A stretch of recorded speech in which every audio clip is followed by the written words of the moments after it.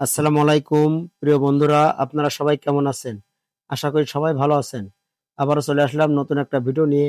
আজ আমাদের অফিসে ছোটখাটো একটা পিকনিকের আয়োজন করেছিলাম। এখানে খিচুড়ি এবং মুরগির মাংসের ব্যবস্থা ছিল। এখানে আমাদের ক্যাটারার সমিতির সাধারণ সম্পাদক ফারুক ভাই সবাইকে সুন্দরভাবে বন্টন করে দিচ্ছিল। আরও উপস্থিত আছে সাংগঠনিক সম্পাদক সামিউল আলিম সৌরভ এবং বাবুর্চি কল্যাণ অ্যাসোসিয়েশনের সাধারণ সম্পাদক হান্নান শেখ হান্নু।